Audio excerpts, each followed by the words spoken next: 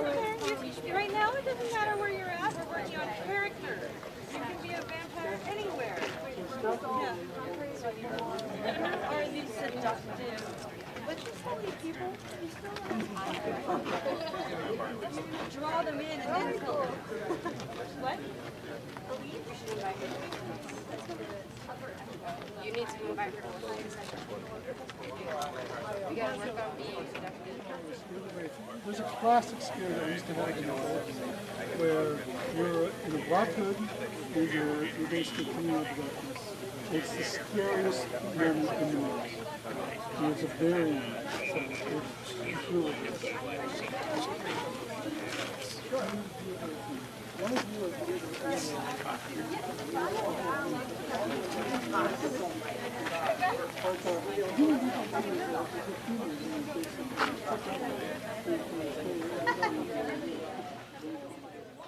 Kill human beings. Okay? Yeah. So, no matter what kind of vampire you are, your final and ultimate goal is murder. So keep that in mind. Okay? So even if you're an elite and you're luring people in, you're going to lure them in and then you're going to kill them.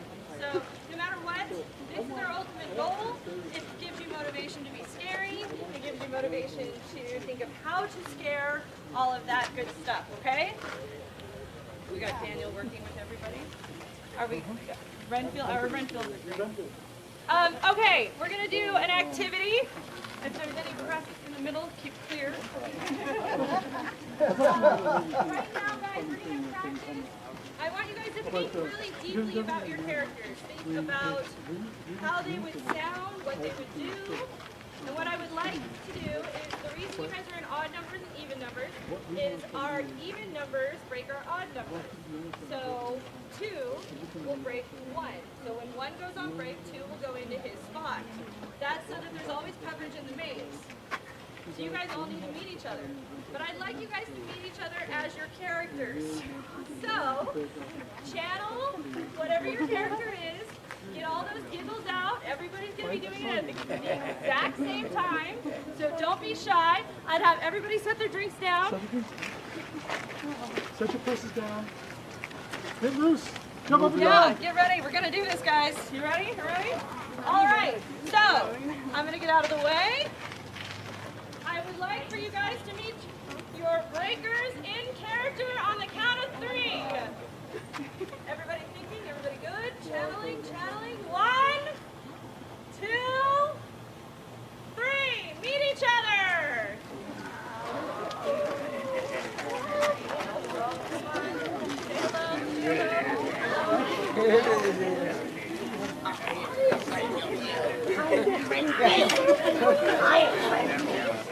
Oh, yes, very good. Oh, look at their happiness. Good. Keep going, keep talking. Look at know each other. It feels weird that we can see each other trying to do it. All right, guys, can you go back to your spot? Sorry. What kind of sounds your character would make, but without dialogue? No words, nothing like that. And on the count of 3, I would like for you guys to make these sounds. If you need to do body movements, do them. You don't have to go across or anything. But this is so that you can stand back and look at what other people are doing, and maybe you'll get some great ideas from this, okay? So, on the count of 3, I want you to think about your character, and then I want you to make sounds that your character would make without using dialogue, all right? And you're going to do it until I say stop, because we do this for between 4 to 8 hours a night. So you guys need some stamina. You need to be able to do this all night long. It'll also help you realize what your voice is capable of too, okay? Always try to draw on your diaphragm. All right, you ready? Here we go. 1, 2, 3, go!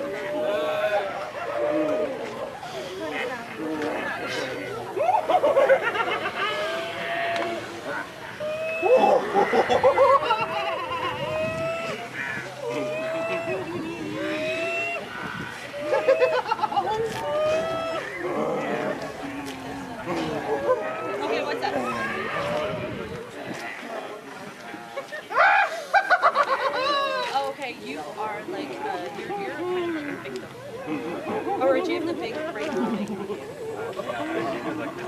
You've got the big break. So yeah, just any sound. Any sound. Coming back to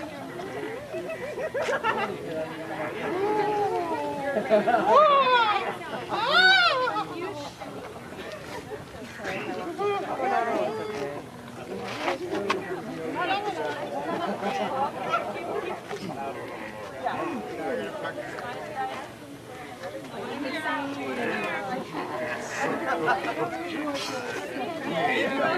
I didn't tell you guys to stop. I did not tell you guys to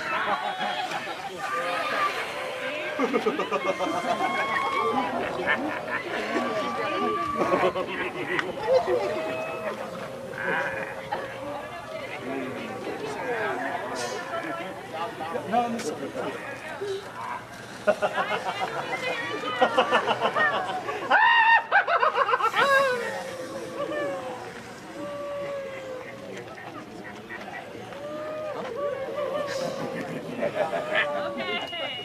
Thank you guys. Great job. Great job. Don't be afraid to look at what other people are doing and draw from that too, okay? All right. Press. I'm going to ask you guys to clear the way a little bit here. Everybody, all my monsters, can we walk as close to wardrobe as possible? Remember where your spots are in line, please?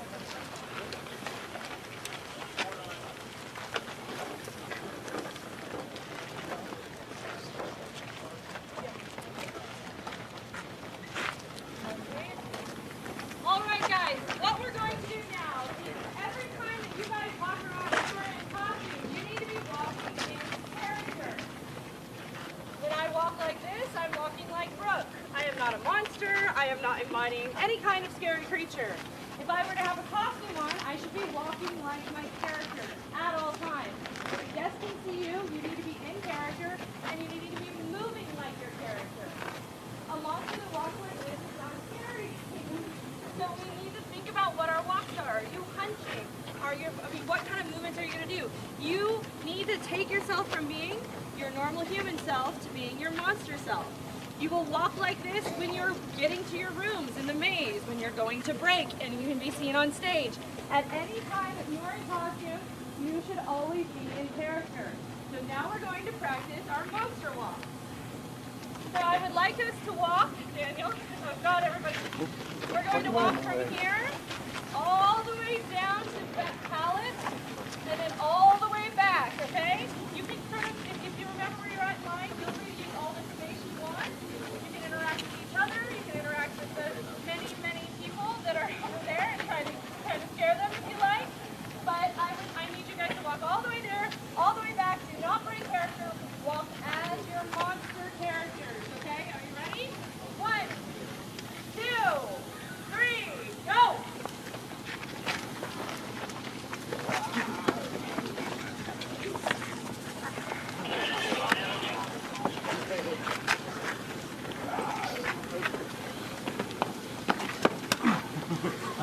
Oh, Richfield.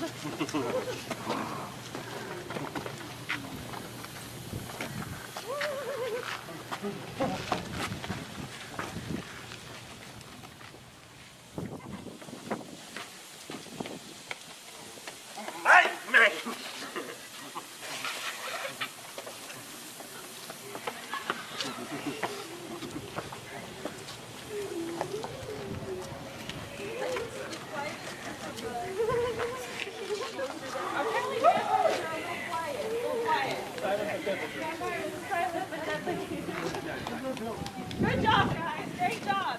So everybody feel a little bit loosened up? Everybody have a little bit better grasp of what their characters are? Okay. When you get in there, I want to see how you are going to scare me. I don't want to hear about it. I want to see it. So get in there. Look at what your space is. Look at where you can hide. Start thinking, getting those wheels turning. Start thinking about how you can incorporate the walks we've done, the sounds we've done, the things we've talked about inside the spaces that you guys are at in the maze.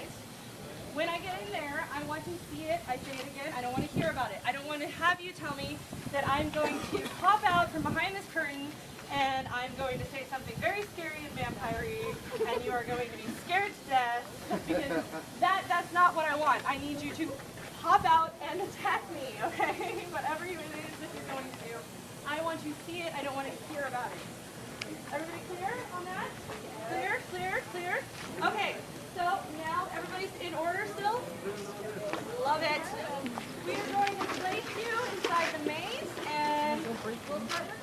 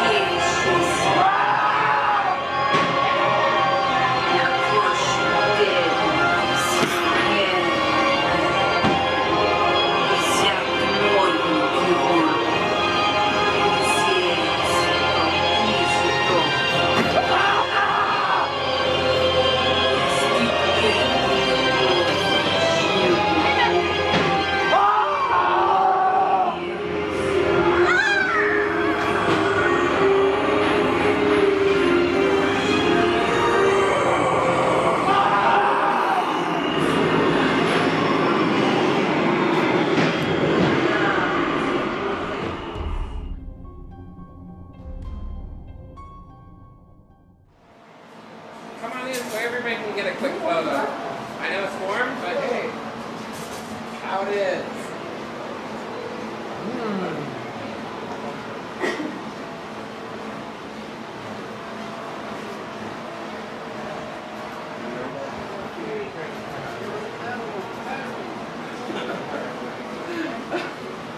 Hi guys, I'm Tim. Hi, Tim Barham, I'll spell it B-A-R-H-A-M. That way you get my last name. I'm the area manager and costume designer for Not Scary Farm. Wow. I'm here to give you guys some information about what I do, what the process is, kind of give you an understanding of what we have to do nightly. The second group is in the back doing getting makeup information. So I'll give you all the wardrobe side, and then Bill, the supervisor of makeup and wardrobe, he'll give you some makeup information. So I'm just going to kind of jump in, give you some information, and I'll throw some questions and have you throw some questions at me. So this is my 20th haunt. I've been doing Not Scary Farm for 20 years. I have never missed a night. I'm very proud of that. That is a lot of nights, right? And a lot of laundry. Part of wardrobe is laundry. If you look down here, you see all those costumes. Somebody has to wash them. What I talk about is my team. We have a staff of 12 that will do laundry. It'll take us 8 hours with 12 of us doing laundry. 8 hours. 4 of those hours are at the laundromat. We go to a local laundromat. They close half of it down for us. We will spend 4 hours washing all the costumes and drying them. We'll use 500 dryers. 500. It's a huge amount. Then we'll come back here. The next 4 hours, we will spend dividing our team up into 3 groups of 4. 2 of them are literally taking the costume out of the bag and putting it on a hanger. The other 2 are taking those hangers and then actually calling out the numbers and putting them back on the rack. What we do here is we have a system, basically, you know, like working at a library, the Dewey Decimal System, but we have it in wardrobe. We have things by location and a talent number. You guys just got done going through the maze where they lined the monsters up and they said 1 through 40, get in a line. That number represents where they're going to stand in the maze, which represents what kind of costume I'm going to do. Kind of here, the thing that we do here at Knott is we have a couple of kinds of scares. One of those scares is a blend-in scare, where that person blends into the wall. Based on that talent number, I have to know what costume has to blend into the wall so the talent goes away. Does that make sense? Also, if we have a lead who's our lead character, that talent number is going to determine where they're standing. Like in Dominion, the queen or the king, they have a location. That talent number is telling me their costume, so I know that they're the lead and I know how to costume them based on that. So those numbers make sense. When I first started, everything was by name. Oh my God, it was crazy. Person would go up, I'm Tony so-and-so. And I go, oh, Tony. Tony, come up here. Next person, what's your name? To get through all of those people, it was insane. It was a nightmare for us. As our event started to grow, we had to figure out a system that would work. This is where we developed this. It didn't just happen. We had a few crash and burns with this system, but we learned how to get all 1,000 in 2 hours. At the end of the night, I can get all 1,000 people in here, checked in, and out the door in 2 hours. It's an amazing system. It took us a while, but again, everything's based on location and talent number. To make it even easier for our talent, because, you know, some of them aren't the brightest, let's just all own that, it's okay. They do a great job, they scare. I don't need them to read, so we color-coded it. Oh my God. They don't even have to read, they just go purple, purple. And it's so cute because that new person is holding their card and they're so proud and they're like, purple. And they get in front and they're like all excited that they get their costume for the first time. And it's a really exciting experience to watch that new person who's never done Not Scary Farm get their costume. It's really an exciting thing for us because that person for the next 10, 15 years is going to be a monster for life for us. One of the things that we also are responsible for is obviously designing. The question I get all the time, how long does it take to design a costume for us? We started with new mazes last year. We started at the end of Haunt, basically, and started looking at our costumes and going, what worked with our last year's mazes? What costume worked? What costume wasn't working? And how can we make it better? That happened last year. Then we also worked with the designers and said, what's going away? What's going to be new? After we just made those decisions, we spent 3 months making costume choices, making fabric choices, and actual design concepts for 3 months to get it to the point before we even started building. Then for the next 3 to 4 months, we spent building the costumes in the maze. So just to get to tonight's opening night, when we actually hit opening, it'll take 7 months for our team to start from a concept to actually handing the costume and being in the maze. It's an amazing process. I have a really amazing staff of 24 people that work with me year-round. Some of them have been with my team for over 30 years. So I am very, very fortunate to have an incredibly talented team to get this done. All right, you guys are gonna squash really close so this other group can sneak by you. Any questions while we're letting them go by? Yes? How many different wigs do you use Wigs. in the season? Oh, probably hundreds to easily 100 to at least 500 wigs. And that's costume, not makeup? That's just wigs, yeah, just wigs. We have a number this year, which is the biggest number we've ever done, which Bill will talk about, is we will be doing 303 people in makeup, which is the largest number we've ever done. It has made us scramble to do scheduling, hiring extra makeup artists, but I don't want to take all of Bill's information. It's all about wardrobe and costumes right now. Yes? Are there any unique challenges to making these costumes for this event? Oh yeah, I'll go with that. So part of my gig is also obviously working with making costumes survive. We look, when we start designing new costumes and looking at new mazes, we talk about fabric choices and what kind of fabric we want to use. Obviously, we want to first think about the design, but we also have to think about function. There's a thing in wardrobe that we call form and function. If it's an amazing design but can't function in the maze, it's just a pretty picture on the paper. If it's all function, meaning I got a pair of pants and a shirt and a mask, boogie boogie boogie stare, it's a little boring and not very exciting for a design. So we want to make sure that form and function come together. How we make that happen is making smart choices with our fabric. Some of that is denim, obviously, because it's durable. We also use a lot of polyester poplin, which is Visa, so it's indestructible. When I'm fortunate enough to drive downtown to the fabric district in LA, which is really wonderful for me, a lot of our sister parks are like, how do you get all your fabric? I'm like, I get in the car and drive. Don't you? And they're like, no, we have nowhere to drive to. And I'm like, oh yeah. Oh, bummer for you, amazing for me.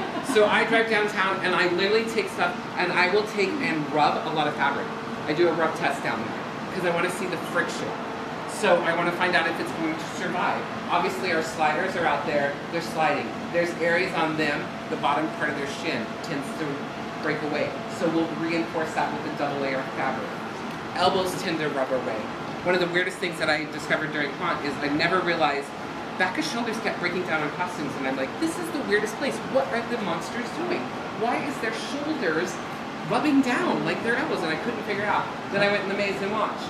All the monsters are trying not to touch the guests. So they're trying to get by, so they are dragging along the back of their costume. Therefore, all the backs of the costumes we now reinforce. That's one of those things that only happen in Not Scary Farms. So that was another place that we reinforce. We do a lot of reinforcing. Crotches tend to blow out a lot, so we double stitch. Standard plays. So those are some of the techniques that we use here to make our costumes survive long. Yes? Do you make new costumes every year? Oh, that's another wonderful point that I was about to hit. All right, here it is. So for us, every time it's a new maze, we start from zero and build every single piece. We have to, because most mazes will last 3 years. Example, Doll Factory. Y'all remember Doll Factory? One of my all-time favorites. That lasted 6 years. Those costumes last about 2.5 years. On the 3rd year, we were like, oh, what are we doing? Are we letting this go, or are we gonna redo it? And they're like, no, the fans want it, we're gonna redo it. And I was like, I have to build everything brand new. So even though it was a returning maze, for me, I had to build again. They barely make 2.5 years. It's just wear and tear. I mean, you physically can't help it. They're out there for, 24 to 25 nights plus. And back then, we were doing 30 nights of Knott, which was insane. So the costume just didn't survive. So about every 3 years, we're building new. That's about the length of a maze anyway. If it's really popular, we keep it back. Ghost Town, been here since the beginning. We are constantly redoing Ghost Town. We are giving them new shirts, new dusters, new vests, new jackets. That just about every 2 years, a person goes, it's a wrap. I go, yep, throw that away, let's start over new. So we do start from the ground up. There is no catalog that says, I would like 6 zombies dressed like this. There's no catalog where I just go, oh, that's great, I want 7 of these. It doesn't happen. We build everything in-house. There's no magic catalog for costumes to create this. Everything you're seeing is custom, original. You can't find it anywhere else. You cannot just go down the street to Party City and go, oh, that's cute, I'm gonna wear it and I'm gonna look like Knott's. It doesn't happen. The other thing that we also look at with our mazes is we do color concepts and we do style. That way if you're walking down at the laundromat, most of the maze, I can tell, I don't even have to look at the label. I can tell by the fabric choice or the color choice whose maze it goes to. We do that for a reason. We want your palette to be full. So when you're going from maze to maze, you're not getting the same flavor. We want you to have a variety of a taste visually for what you're walking through. So that's one of our really important things as a costume designer, that we go, okay, if this maze that you were just in is mainly reds and blacks, the next maze that you're probably heading to, you want to make sure that we're not using red and black, because you just got full on it. Think about eating. You want to eat with your eyes, right? We do that with food. We want to do that with costumes as well. We want to fill your palette as full as we possibly can, so you're getting a little sample of everything. Boardwalk clowns for us. When they brought that concept to us, we were like, how can we compete with a giant purple and green coaster with lots of lights? There's no way. So it's like, hey, let's not try to compete. We can't beat that color. I'm not going to have enough purple to beat that. Let's go completely the opposite. We thought, let's do this 1920s sepia tones, an old circus from an old photo. That's literally how we got to the clowns to our clowns today, which are all brown tones, plaids with a pop of red. So every clown out there has red socks, red suspenders, and red hair. That's it. So the only color that I'm actually trying to bring focus to is red. Boardwalk doesn't have a lot of reds. They're all blues and green tones. So that red popped, and I didn't have to compete against a giant coaster in the light. So we made smart choices costume-wise. Again, with our zones, I don't have environment to help fill that in. So it's the costume. In our maze, we have the environment, we have sound, we have the space to help fill that costume and give it a little more depth to it. Out in a zone, it's just the costume. Costume and the character. Yes? Does the size of the costume dictate who gets to be in that part? Oh, I wish. From your mouth to God's ears up there. Because again, we started building 6 months ago. We are given us a body size, and they say large male. So I build to that. And then when we hire, we do body type fitting.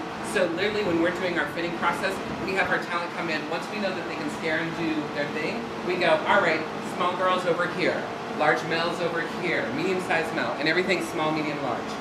And then we custom kind of guess on size, and then we do a fit. So everybody was fitted 6 weeks ago. We saw them all come in, they were given a costume, we put it in, we hoped, crossed our fingers and walked in. Of course there's a few disasters. That's part of the gig. But we're an amazing team, so my team knocked it out, and we either added fabric, took it in, made it fit, got them into the position and the size that they need. So we do it completely backwards. In any world, and prior to getting here, all the custom shops, the person comes in, we take a photo, we take their entire body measurement, and then we go build a costume. Here at Not Scary Farm, and throw that all out. We build a costume and bring the person in to fit the costume, so it's completely a different world. Shoes and boots. Oh, shoes and boots. You got 1,000 people. They do their own. We do their own. We have them, again, they're gonna be on their feet for 8 hours. I don't want somebody to make a choice for me for 8 hours. I say, bring something smart that you can stand in and work in. So shoes, they're all responsible for it. And at the end of the day, somebody's gonna end up, whatever I give them, they're gonna end up wearing their own shoes anyway. So why waste the time and money? I'd rather put it somewhere to the costumes. Any other questions you guys have?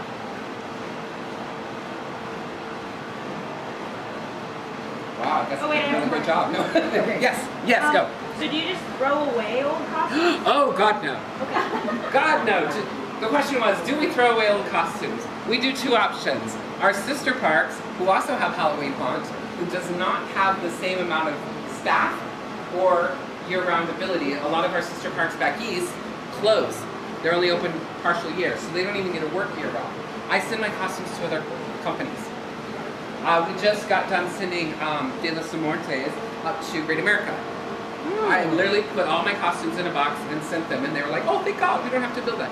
They don't have the capability that we do. So, yes, my second thing I do is I actually sell the costumes to the monsters. So if that maze is going away for that year, in games, I sold the costumes for the last person wearing it gets to buy it. So I don't have a lot of stock. We're kind of outgrown our building. So on mazes that are going away and it's costume that I'm not going to use again because it's so specific to that design, I sell it right to them. And they're so excited because they just spent the whole, some of these people will be like, I didn't get to do it this year. Can I buy my costume? I'm like, absolutely. I'll sell your costume. So we send them to two places, to another park, or I sell them right out the door. There are obviously some pieces that we don't sell because we want to hold on to, but that's what we do. You had a question? Go ahead. Yeah. How much of the designing is done the old-fashioned way with pencil and For me, I do kind of both. It just depends on what we're trying to need. I just like to just sit down and sketch. For costuming, it's hard to work in a computer world. A lot of the set designers work in a computer world, but for us, it's kind of hard because you actually have to go and find your fabric. You can't create fabric like in the paint world. They can create whatever color they want and send it out to the paint people, and they can mix that color. I don't have somebody mixing fabric for me. Like that's a very long and very expensive process. We do have custom things built for us, but I have to have at least 3 months in advance to have anything custom fabric done. So for us, we don't have a lot of time to do that, so I just sketch. Yeah, Sketch and go downtown and go, this looks great. Then you get about 20 years for a sketch. Right? Oh God, yes. Lots and lots of sketch. Alright guys, it's going to do it for today. We're going to leave you right behind us. Yep. Thank you guys. Enjoy the makeup part. Thank you.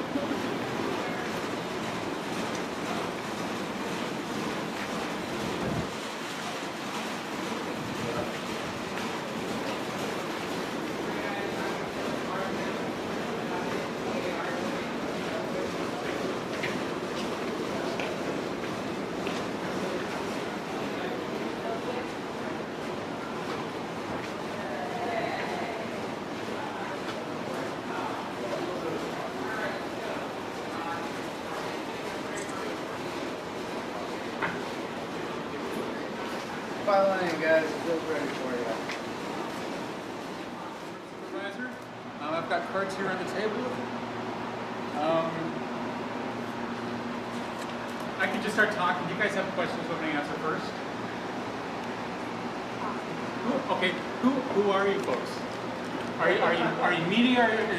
Media. Okay. Yeah. Okay. Sounds good. Let me just tell you.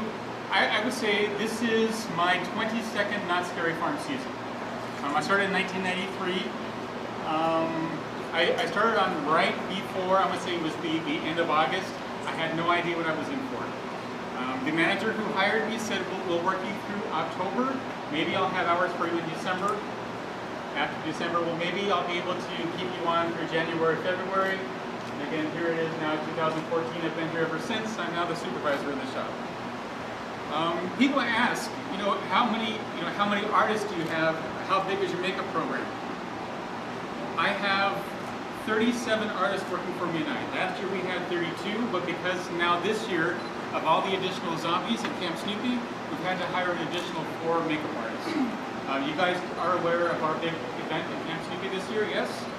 We have 93 monsters a night out in makeup in Camp Snoopy. 93.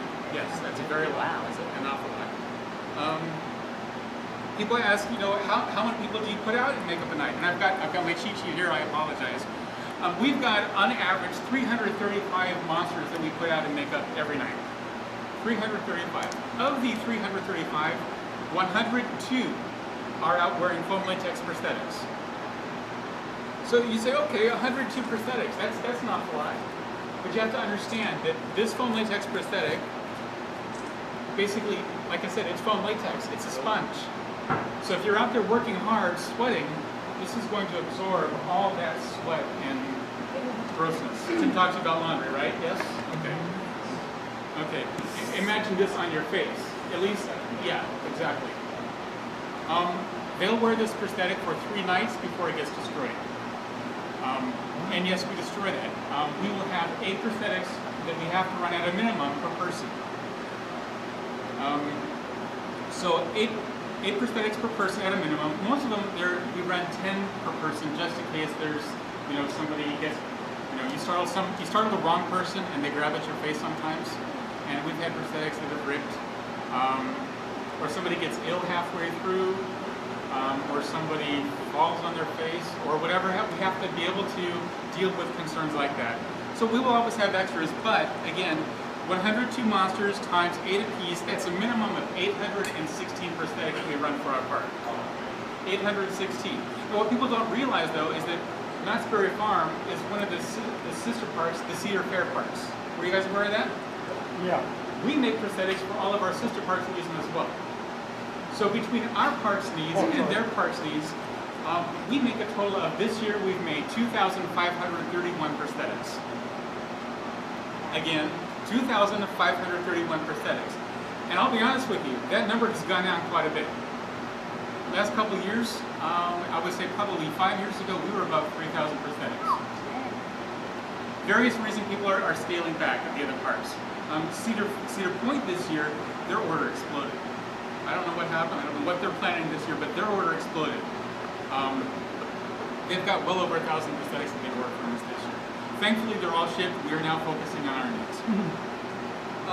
This box right here, when we go to do fittings, did Tim talk to you about doing fittings on monsters? Yes? Okay. When we do fittings on prosthetics, it's much the same way. When you go into a shoe store, you don't say, I'll take that pair of shoes right there. You try it on first, right? It's the same thing with a prosthetic. Just because it looks good doesn't necessarily mean it's going to fit you. I learned the hard way. I was in a photo shoot and my nose was too big for the prosthetic. And halfway through it kept popping off. And I was fighting with it the whole photo shoot. And I had to keep letting it down. Sometimes we can go through and we can pull little areas out to make the nose bigger. Sometimes it's just a matter of going through and finding another prosthetic. When we do fittings in here, we break them down. These are the faces we'd like to see in Ghost Town. These are the faces we'd like to see in Boardwalk. And these are the faces that, throughout the mazes, the other places in the park. People ask, what's new prosthetic-wise for us? We've got a couple different things that are new this year. This is one of our prosthetics that we did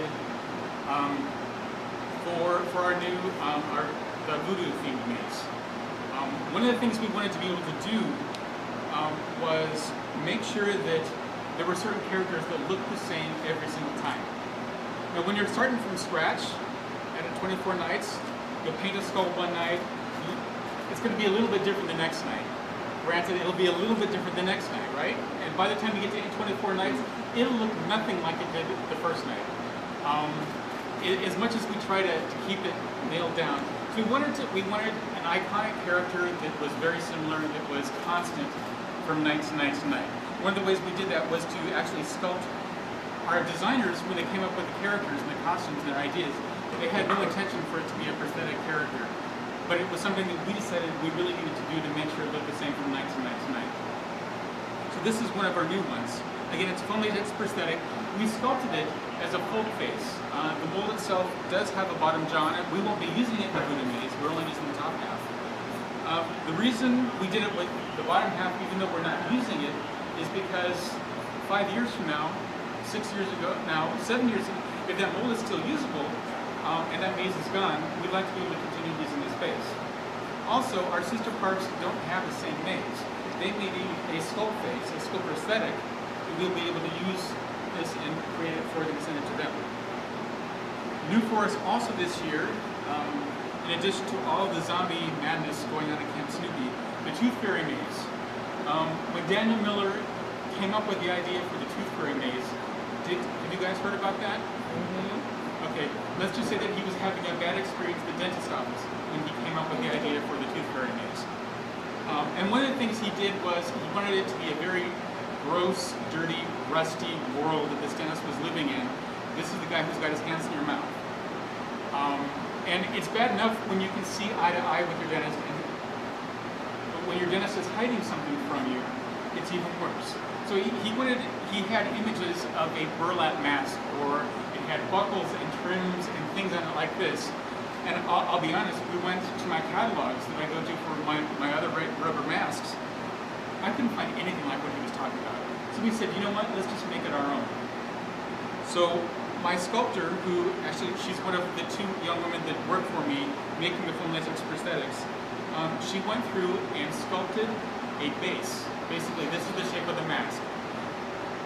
And this is where it gets interesting. Then she went to a thrift store, bought an old leather purse, tore that purse apart, stuck it over the top of this sculpt that she did with some metal hardware she got from our stock room.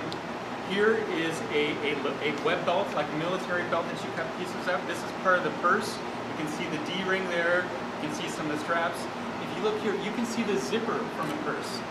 She put this into her sculpt and they cast that. This is one solid piece of rubber. People always think that it's just applied on there. No, every single piece that comes out of this mold is going to look exactly the same. This is something we wanted to, this is an iconic character that we wanted to make sure that you can only say Knott Scary Farm, and that from person to person to person, every time you come across this mask, they're going to look identical. Tim probably talked about, there's 2 different ways to do things to make sure that every little character looks different. Basically makes the maze or the zone look fuller. More monsters, more people messing with you. The other thing is, if you make all the characters look the same, when you see this face popping at it around every corner at you, you feel like it's the same person tormenting you throughout the maze. This person's following you. It could be 7 different people, but it feels like somebody following you, tormenting you throughout that maze. That was one of the scare tactics we wanted to do with this maze, was just to make it feel like this person was tormenting you individually. And again, we're really proud of this. She did a great job on this. At first, when I saw it, I thought, okay, we're gonna have to worry about teeth falling off, because the sample that she was doing, they were cast separately. No, this is all one piece. There is nothing to fall off on this. And then she's gone through and painted it, so it looks like it's just all different pieces of leather and hardware. I'll let you pass it around, take a look at it. Really impressed with this. She did a great job with this. Yes. We only got a couple more minutes left, guys. If anybody has any questions? Please, yes. You know what? I'm so proud of my employees and their products and the projects they work on. I'll keep chatting about that all night long. If you've got questions, let me know, by all means. What's the most difficult character you have to do this year?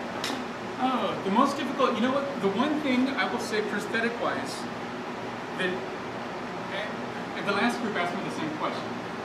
One of the most things that's most difficult prosthetic-wise is every once in a while somebody comes up with a sculpt on the face, and this actually happens to be one right here like it. On the positive, there was no way to sculpt this in one piece. So we've got 2 separate molds. This is the iguana mold, basically top half and the bottom half. The problem is this piece, anytime you put something on that is not attached to the top, the more the person sweats, it's just going to come off. Every single time that we have a 2-piece mold, a 2-piece face, we've got a special medical adhesive we have to use to put this on. And the hotter it is, the more the person sweats, the more active they are, the more difficult it is to keep that bottom half on. We don't do that. We also used to give much less time to the people who were 2-dimensional every night. Well, those people had to start from scratch every single night. So we give those folks a little more extra time, and these people we give a little bit extra time. So we've rounded things out a little bit. It's a little bit fairer now. Yes. All right, guys, that's going to do it for our tour over here with makeup. Everybody, thank you, Bill. You're very welcome. We're going to head over. We're going to have our photo next. So we're following me out, same way we came in. Thank you. Thank you.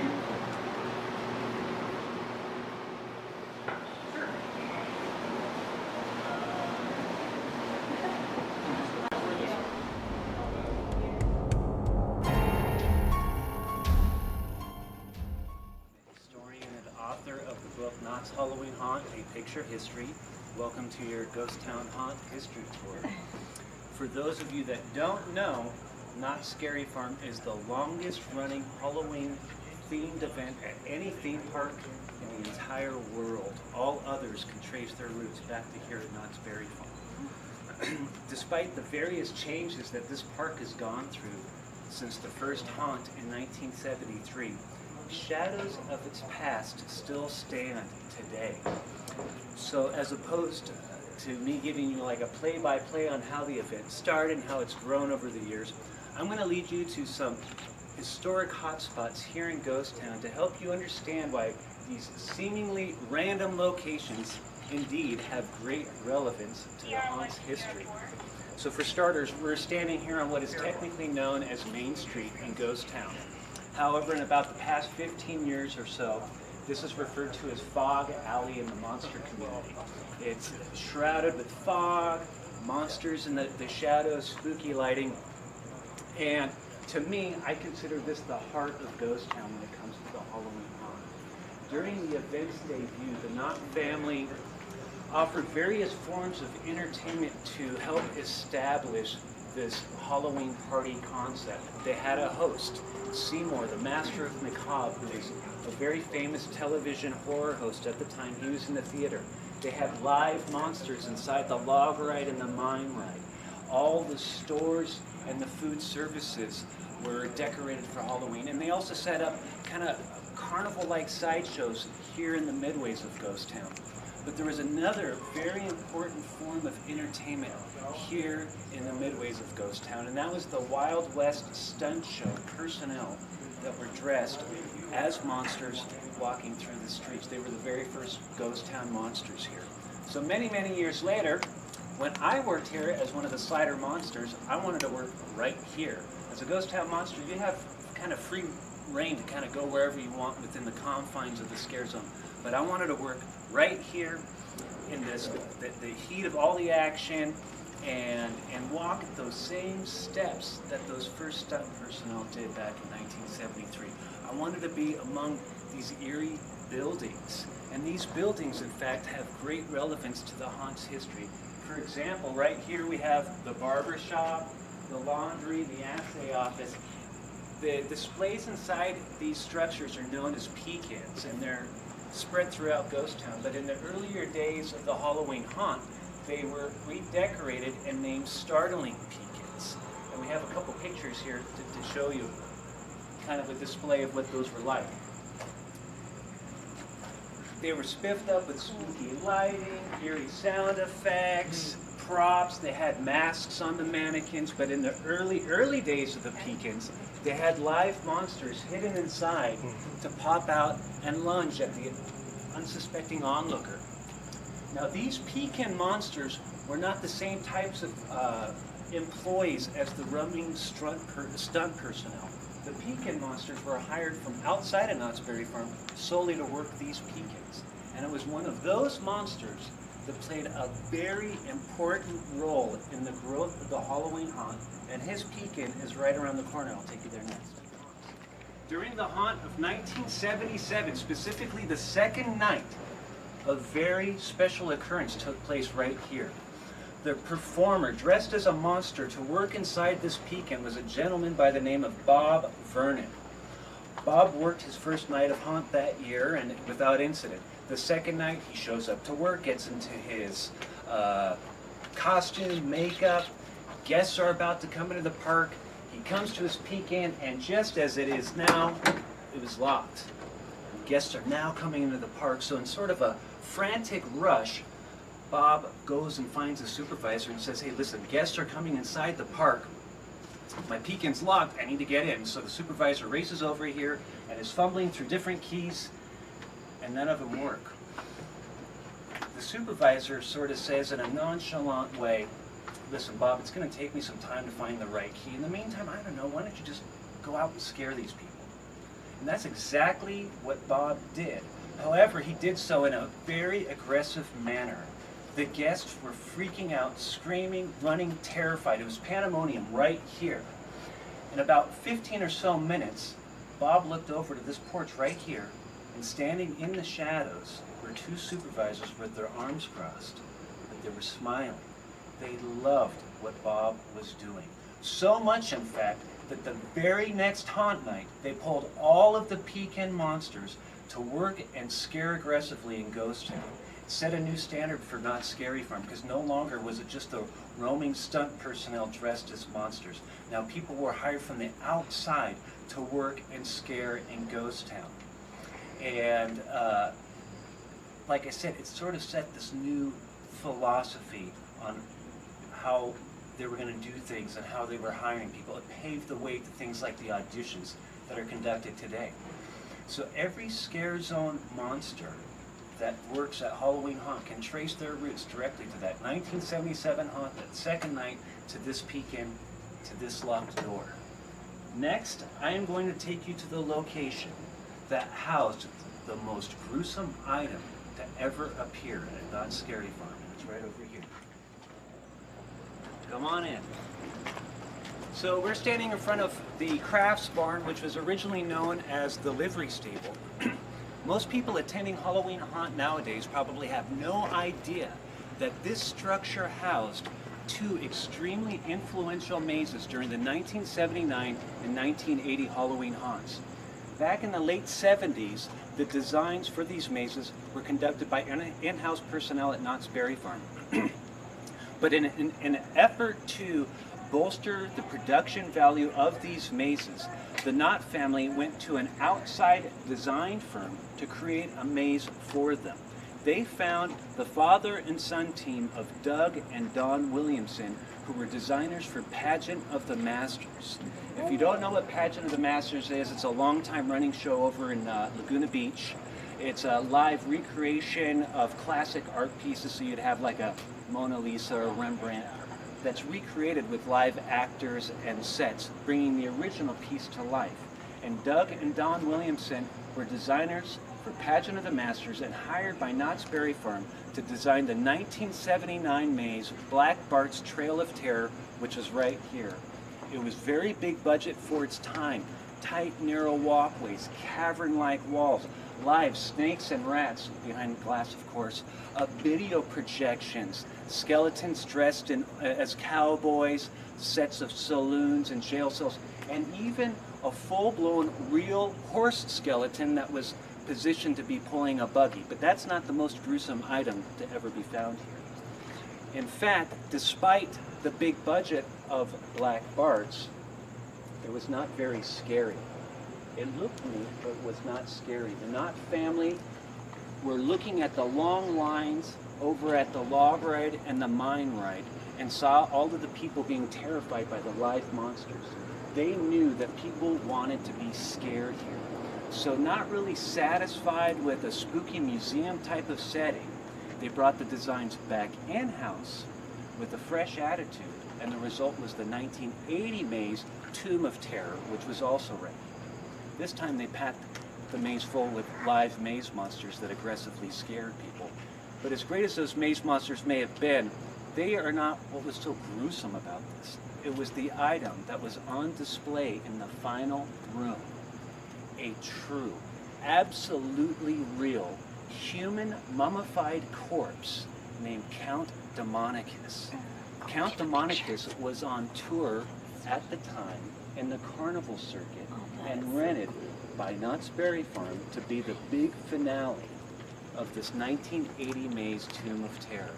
People flipped out when they saw Count Demonicus. People were scarred by seeing this corpse. Certainly not something you could do nowadays. But as gruesome as Count Demonicus may have been, and as neat as the livery stable may have been as a maze location, it is not the most significant maze location here in Ghost Town. That honor goes to a structure right around the corner, and I'll take you there next. Okay. We're standing here in front of the Wilderness Dance Hall, which was originally Jeffrey's barn. This structure marks the most significant maze location in the entire history of Halloween Haunt. Now, some of the most popular haunt mazes ever have been housed inside this structure, the first being 1980's Dr. Alucard's Chamber of Horrors. Alucard spelled backwards is Dracula, so you can get an idea of the theme. 1981 was the big budget Realm of Darkness, full medieval theme with castle-like walls, dungeons, fantasy characters. And then in the late 1980s, one of the most famous haunt mazes ever was housed here, Bates Motel, which was sort of a twisted nod to the movie Psycho. But then as the maze progressed, it sort of used like a hodgepodge of classic haunted house elements, like the classic polka dot room, checkered room, strobe room, that type of thing. And then through the 90s, mazes such as Mother Noose's Scary Tales and Ghost Town Dead and Breakfast were here. and then more recently Hatchet High, Doll Factory, and of course now we have Pinocchio Unstrung. And as great as all of these mazes have been, all of them combined do not add up why this structure is the most significant maze location in Haunt's history. The reason is right around back, and I'll take you there. Bigfoot Rapids was here. This was an employee parking lot. The park just ended here. In the summer of 1982, they had a show back here, which would have been backstage, named Colonel Howe's Traveling Circus, which was a full big top circus with circus performers. And at the end of the summer, the circus performers left. The big top stayed and housed one of the most innovative mazes in Haunt's history, 1982's The Terrifying Trail of Jack the Ripper. 5,000 square feet, 2, 3, 4-story high building facades were created. Complete sewer systems with running water were created to replicate the London sewers. Cutting edge video effects, sound effects, and they even utilized Peter Foy's flying effects, which is the apparatus used by Broadway performers to make characters fly like Peter Pan across the stage. It was very important in the Haunt's history because it set a new standard in the production value of these mazes. Every maze from that point on needed to be as good or better than Jack the Ripper, which leads us to the mazes that we see today that are filled with this cutting edge technology that bring them to life. But as cool as Jack the Ripper was, that's still not why this location is so important. It was in 1977 that direction came from Marion Knott herself to create a new attraction for the Halloween Haunt. The lines were astronomical for the log ride, the mine ride, and the theater. She realized Knott's needed to do something to alleviate these long lines for the rapidly growing event. The result was the very first maze ever constructed solely for the Halloween Haunt, 1977's The 10 Chilling Chambers, and you are standing right where that maze was located. It was not inside the dance hall. It wrapped around the dance hall.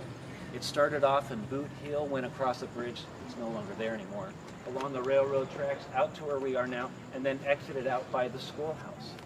The maze was an immediate smash hit and set a new standard for not scaring people. Every year since then, we've created these mazes.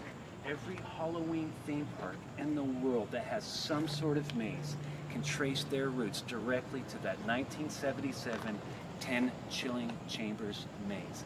And that is why this location is so important, because without that maze, who knows where this event would be today. So please know that there are hundreds and hundreds of little historic hotspots regarding the Halloween Haunt like those I've shared with you tonight. So hopefully now when you attend a haunt this year, you'll have a better appreciation for its historic legacy. And now you'll know that maybe not every haunt shadow has a monster, but maybe one of these historic hotspots. So again, my name is Ted Doherty, author of the book Knott's Halloween Haunt, A Picture History. That concludes your Ghost Town History Tour. Thank you very much. You know, I credit him as really kind of being the genesis of what Halloween Haunt was. He had his show at the time. To promote his show, he took it out on the road and performed it at local movie theaters in front of a live audience. He would have a B horror movie playing on the screen, but he would be there live in person cracking jokes about how horrible the movie was. And then in 1972, he took that act to a new park named Magic Mountain. And he did a Halloween event there called a Halloween Spooktacular at Magic Mountain. But it was not an environmentally controlled theater. It was kind of an outdoor theater, and it was a daytime event. So not really satisfied with that type of environment, Seymour's agent, Gary Blair, contacted Knott's Berry Farm. Knott's loved the idea. They built the event around it, and that was the first haunt in 1973. Very good, Ted. Very good. Cool. Yeah. Any other questions? We good to go?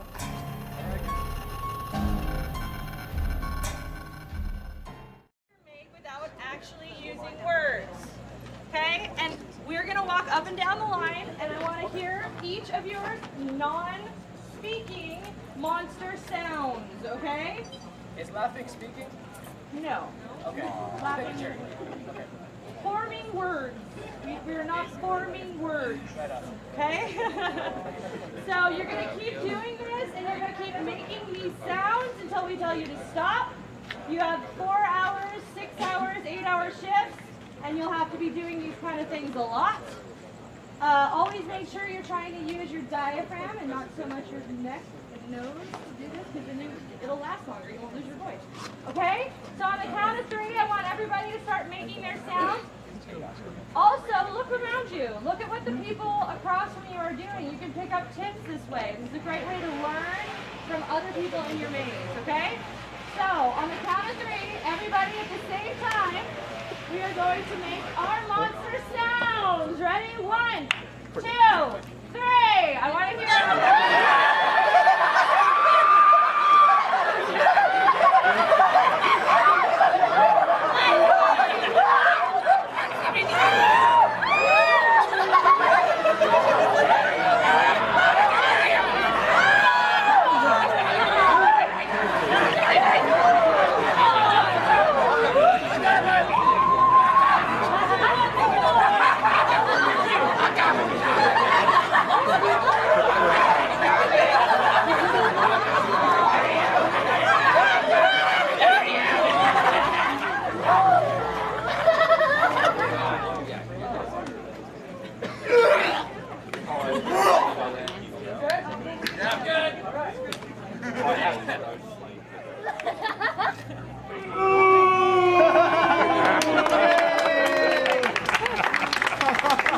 We actually make the same sound. All right. We're on the same cycle too. Next thing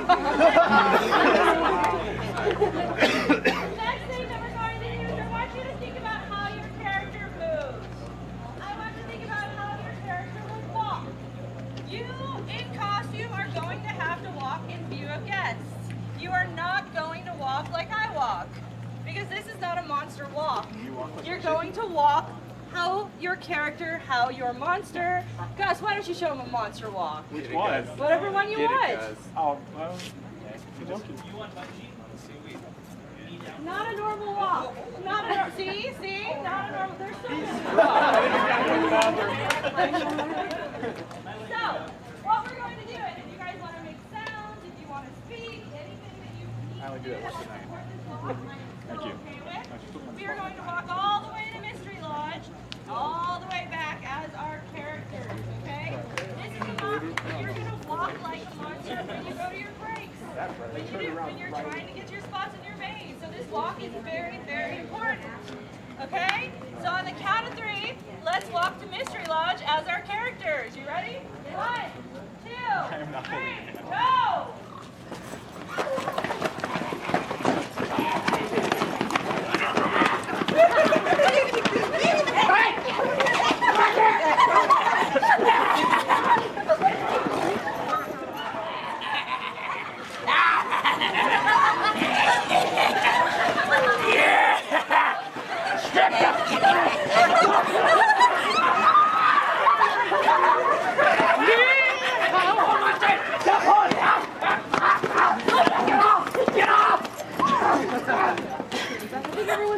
Back in order, guys. Great job, guys. Yay!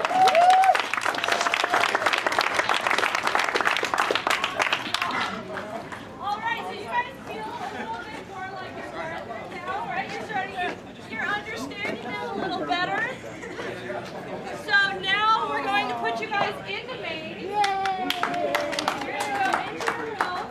I want you to apply the things we've done out here into what you're doing in there. You can also develop them, expand on them. I want you to look in the room. I want you to think about what you can do in that space. What you can do in that space. And I want you guys to start to think about how you're going to scare every single night, essentially. When I get in the room, I want you to show me how you're going to scare. I don't want you to tell me how you're going to scare. I don't want to hear I'm going to go right to the left, and then I'm going to pop out of this curtain, and it's going to be fabulous, it's going to scare you. I want you to scare me, okay? Actually show me. Trick or treat actually scared me. That doesn't happen that often. So I want to see that you guys scare me, okay? Challenge accepted. Challenge accepted. That's what I like to hear. Let's go for it! Guys, we can do it! Yeah! Okay, so let's get you guys in there. Let's get you guys placed. If you have questions when you're in there, Cody and Gus will be here to help you guys. My name's Gus Kruger. In case I didn't introduce myself, I don't remember. It's been a long day. The story is, everybody knows the classic Pinocchio story. He's a wooden carving made by Geppetto, brought to life by the Blue Fairy, and everybody lives happily ever after. Well, unfortunately for our Pinocchio, that didn't happen. What did happen was our Pinocchio was a bad, bad little boy, and the Blue Fairy saw that, and she decided not to make him a real boy, and Pinocchio got very, very upset, and he took his revenge out on on Geppetto, on the Blue Fairy, and everybody else he saw. He decided to become a real boy by tearing off their skin, cutting it off bit by bit, and putting it on himself, because apparently that's how puppets think that works. Who knew? But yeah, it's everything you know and love about the Pinocchio story. It is turned on its side, it's ugly, and it's gruesome, and it's fun for the whole family, if the whole family likes wearing people's faces. I hope you really enjoy it. The talent's actually pretty good. They're pumped, they're ready to go, and in a moment you will find out why Pinocchio is so wonderful. Give me some of that! Pinocchio! Pinocchio! Pinocchio!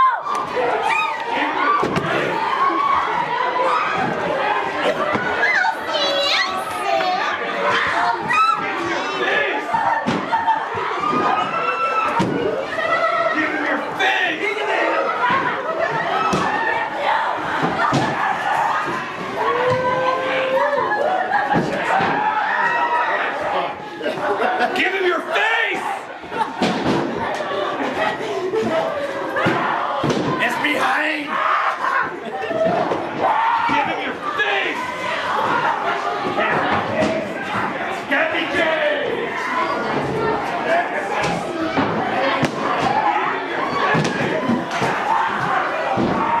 Hello, you would make a lovely little puppet. Come back, my dear. Let me talk to you. Don't walk away from me.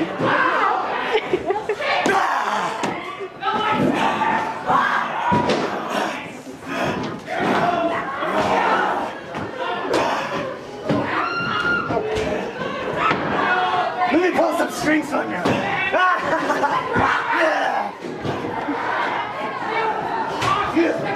I'm gonna pull your string.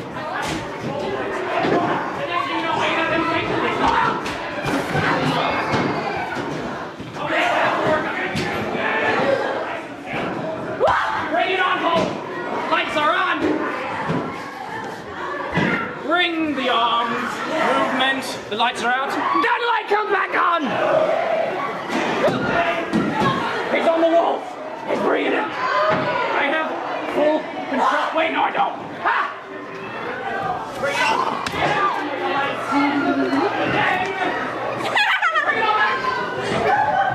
He's got all the necessary movements for a regular puppet. Welcome to the heavy strings. No! No!